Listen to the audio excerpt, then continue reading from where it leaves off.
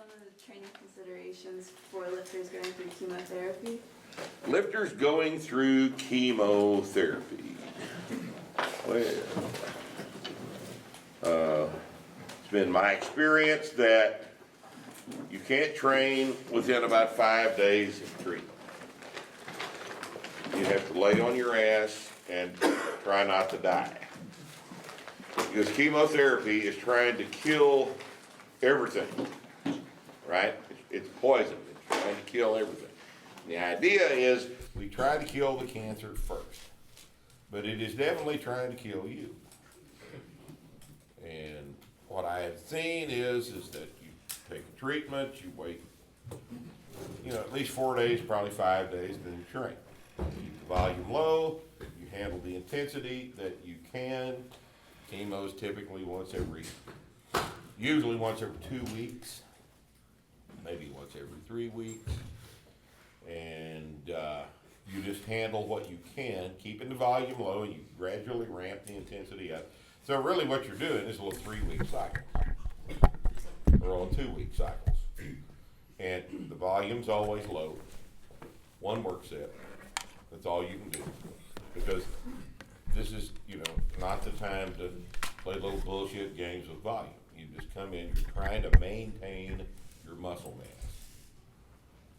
so that the muscle mass can help you live through the cancer.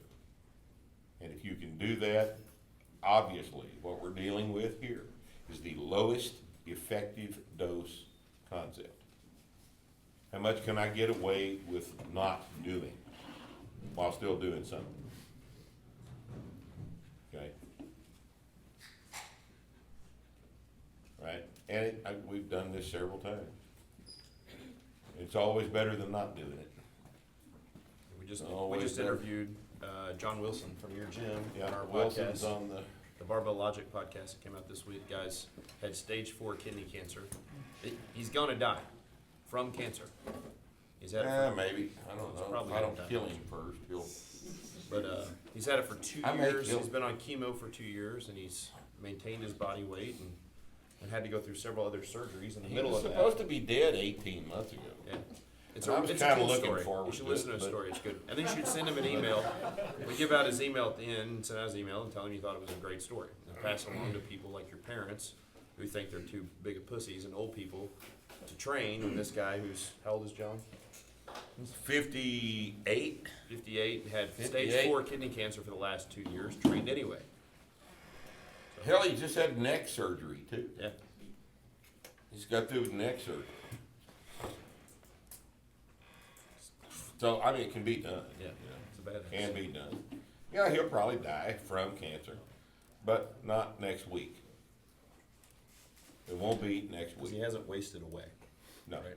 That's how you die from cancer generally until it gets into your brain, it's a wasting disease. Yeah. And what does the medical community do to mitigate that? Nothing. Nothing. Nothing. They'll all tell you that it's a wasting disease. And what do they do to keep you from wasting away? Nothing. Not a goddamn thing. They can- Have even entered their minds that maybe there's a way to, keep lean body mass on these people. Yeah. They won't even write a prescription for Anavar. Now that's fucking malpractice. That's medical malpractice is what that is. Why would you not use that drug? It's available, it works every time it's been used. No, that'd be wrong, it's anabolic steroids. What do you think they invented this shit for? But they won't even do that. I don't know, I'm not happy with doctors. How many of you guys are doctors? All right. Nobody, the room is clean. Clean room. It's too bad. Any physical therapists in here? Yep. You got one physical therapist. We got any football coaches? No shit, you're a football coach? That makes Yeah, but sense. for 6th graders. And I don't squat. Well, that's interesting, Chris. You're of above average intelligence for a high school student. They won't hire you, right?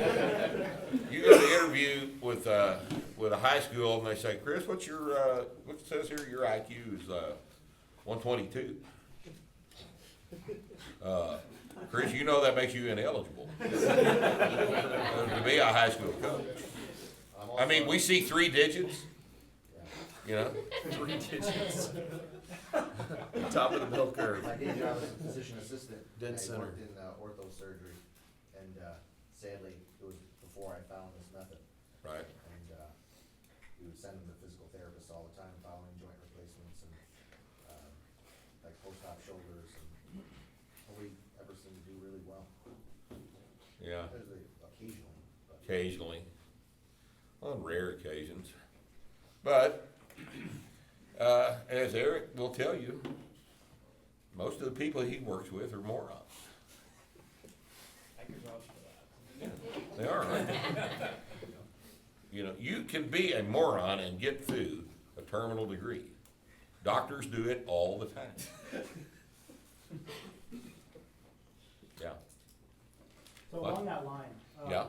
for when I'm gonna be seeing clinical patients, and if they're in acute pain or chronic pain, whatever, would you recommend any kind of PT rehab type stuff, or just try to jump into the STAR rehab protocol as soon as possible? no, they don't need anything specific like that. Anybody you see, I mean, you don't see people with acute muscle belly tears. No, but it's. Well, that's what the STAR rehab protocol is for. Yeah, but it's these herniated discs and stuff, which you could still do it for. Well, yeah, but it's really primarily designed for Sport injuries. sports injuries, you know, Yeah, acute but how do you deal muscle with back? belly. But what about back problems? How do you deal with that? With back problems for people who have not got a training history as 5s.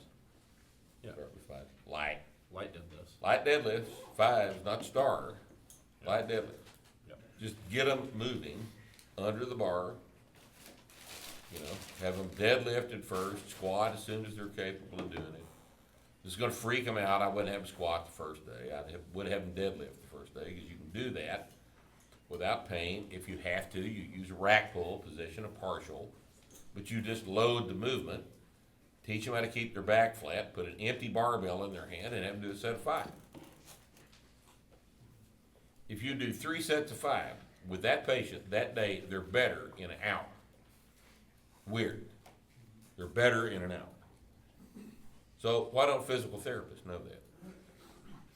Well, This isn't that complicated, I was is gonna it? piggyback off that. All right? Just recently had a patient, she was status post discectomy. She was How far? about 3 weeks out of surgery. All right. Deathly afraid of bending forward. Oh, God, yes, because she's been told she'll die. And all I did was prop up a couple of things with an 18-pound weighted bar on the ground, taught her how to deadlift, and within probably about 2 sessions, she's like, my back does not hurt anymore. It works. Now, She gained confidence. If somebody can figure out how to monetize this,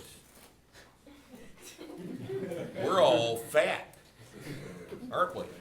We're all a bunch of fat, rich motherfuckers. If you can figure out a way to monetize that incontrovertible fact that all of us know, but nobody will listen to us, will they? Well, we're working on it, so we'll get back to you. All right.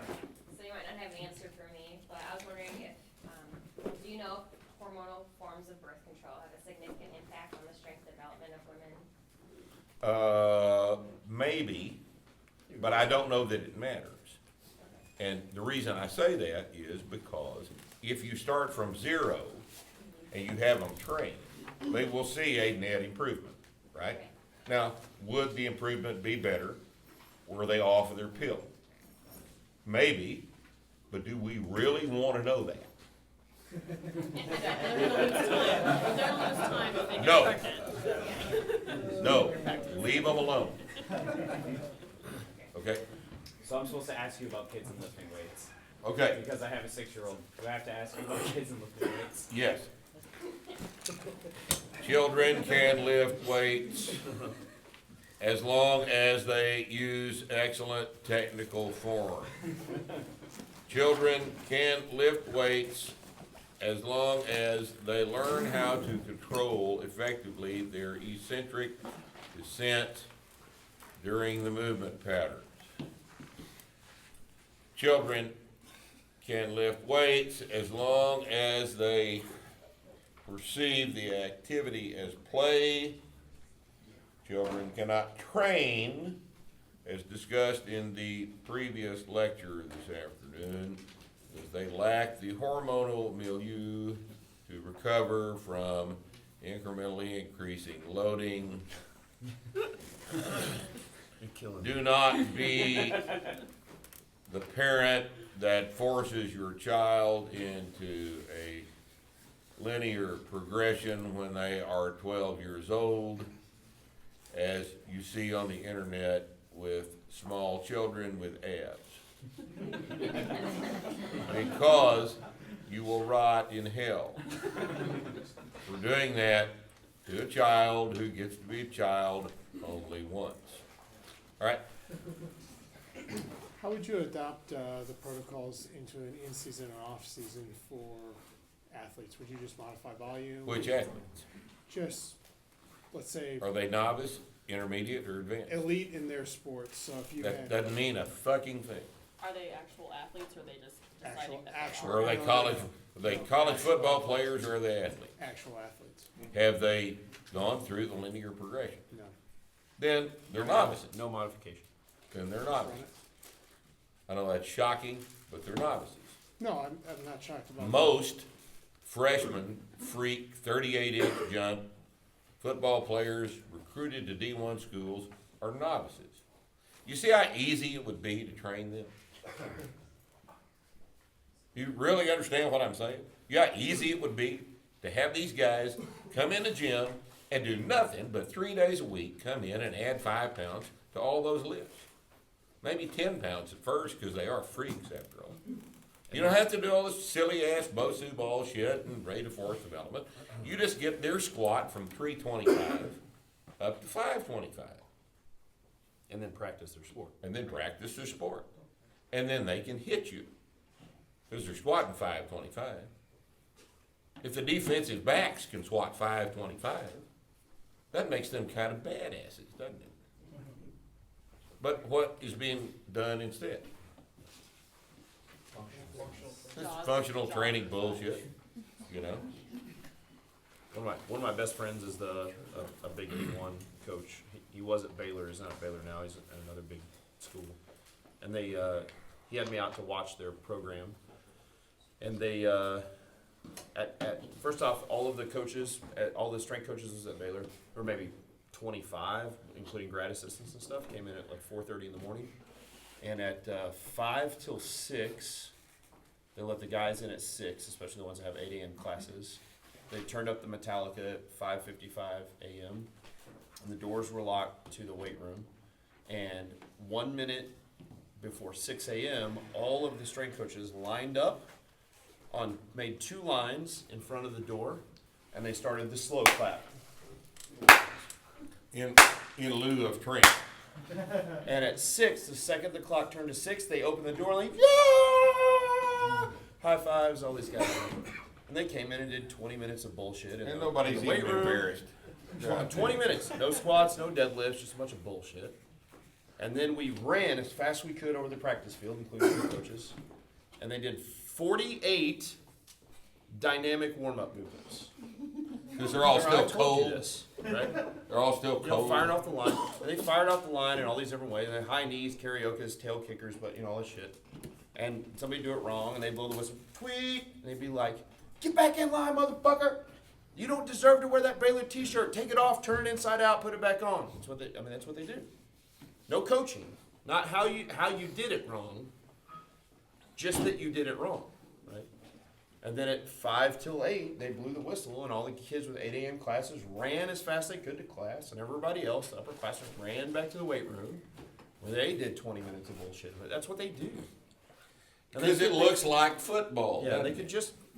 It looks they like just college live. football. Think about the optics. Right. Because that's all it is. Yeah. That's all it's about, isn't it? Just optics. They could lift and practice, and maybe, especially in preseason, push a prowler a little bit and Yeah. get some condition and be done. They ought to push the prowler, they ought to do that shit, but that's all. That's it. That's all they ought to do.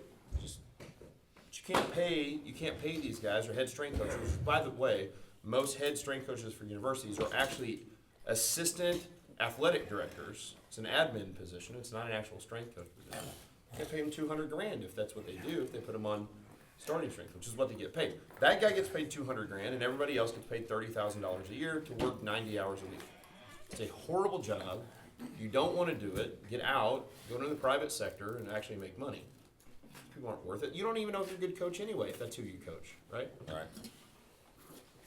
I was gonna say, are there schools out there that actually incorporate proper strength training? No, not really. No? Sac State, Yeah, I mean, like, but that's one school in the United States. How do you think they should be evaluated? If, like, technique, Who should be injury, evaluated? the strength coaches at these schools? How should strength coaches be evaluated? Yeah. Did they get the kids strong? What if they lose? What did the average squat do? What did the average deadlift do? What's the average clean? How many are pressing over 300? I mean, because look who they're training, right? You can't get a kid with a 38-inch vertical to a 300 press. Well, you know what the hell you're doing. This is what the media doesn't understand. Because who does everybody find out about this shit from? Where you going? Right. What? YouTube. Sports Illustrated, ESPN, the TV stations, you know, YouTube, and where's all that YouTube content coming from? Sports journalists who think Steph Curry is the strongest human being on the face of the earth because he can do 405 for 6 on a trap bar. on a trap bar. His wife can do that. Yeah. Easy. You know, and as a result, standards are very low, so nobody evaluates anything.